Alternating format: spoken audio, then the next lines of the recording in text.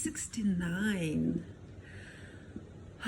Today was one of those days when I really didn't feel like doing the video because I was resting and just luxuriating in doing nothing.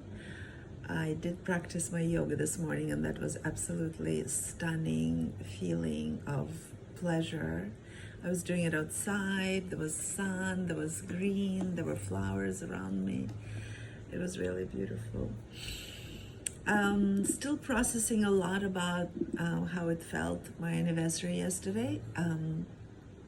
It was in the middle of the day, it was a complete disaster because we actually had a horrible fight with like crazy screaming. Like I was screaming so hard, my voice, like my throat hurt after a while. And this morning, as I was journaling in my, in my diary, I understood that a lot of the feelings that I was feeling yesterday during the fight, it was my inner child. Because when I finally remembered to get my energy out of him and, focusing on all the things that are horrible in him, and brought it all back to me, the feeling was a very old one from childhood. And that need to be protected, or how no one ever stands up for me, and all that, it became so clear this morning that that's not, that's the inner child wounds, not me today. I can stand up for myself, and my inner child needs me to stand up for myself, actually, because by expecting somebody else on the outside of me to stand up for me,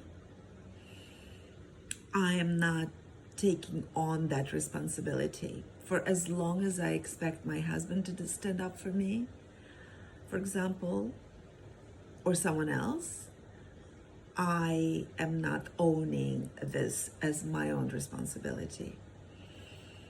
So when I understood that this morning,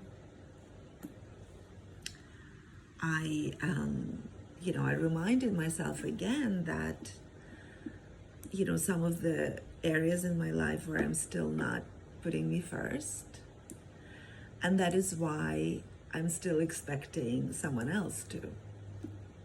And this is what we're up against in our relationships, right? We are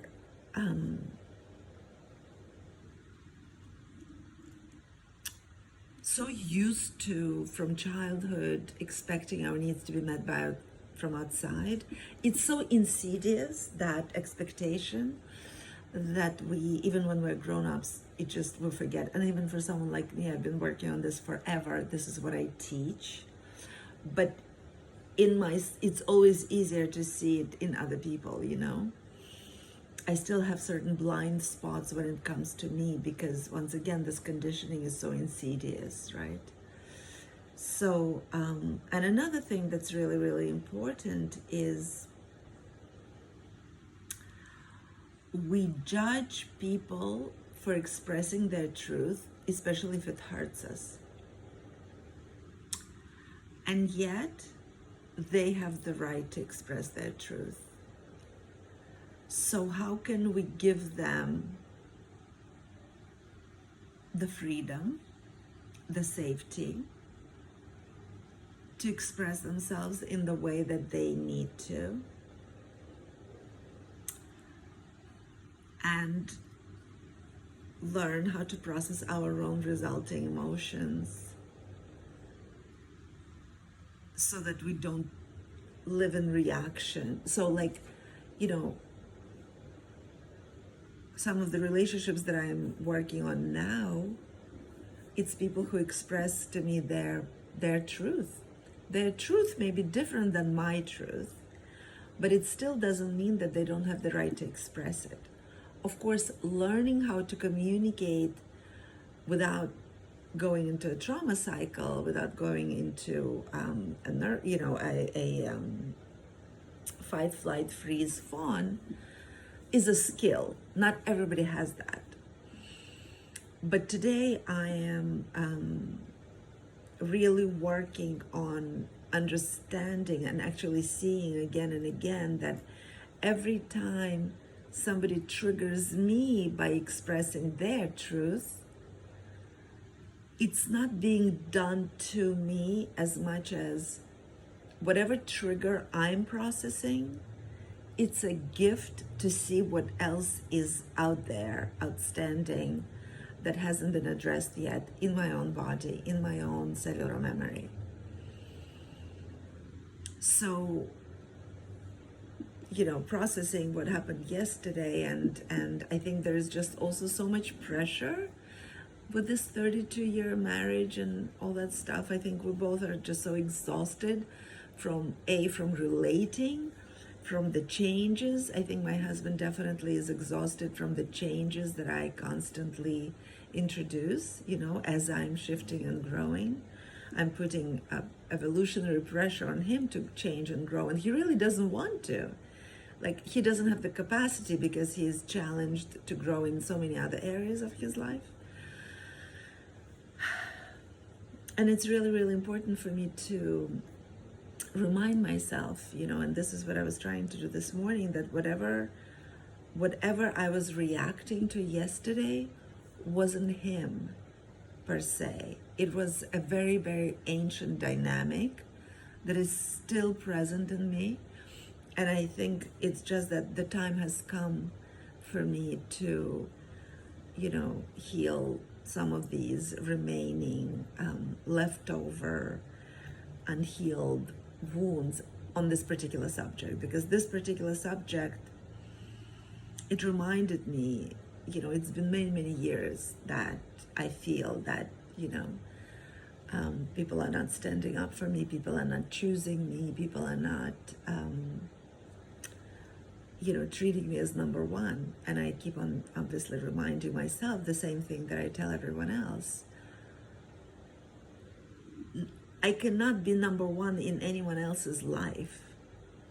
I can only be number one in mine. Other people have themselves as number one in their life, and it's normal and healthy. It doesn't mean they cannot consider my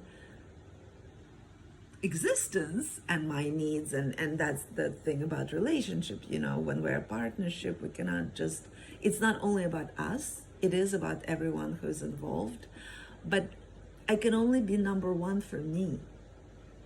I cannot be number one for somebody else, because then they for themselves are not number one, and that really is going to wreak havoc on their life, on their relationship with self, and then their relationship with me and with everyone else. So that is something that I, wanted to share today. That's what's coming up for me.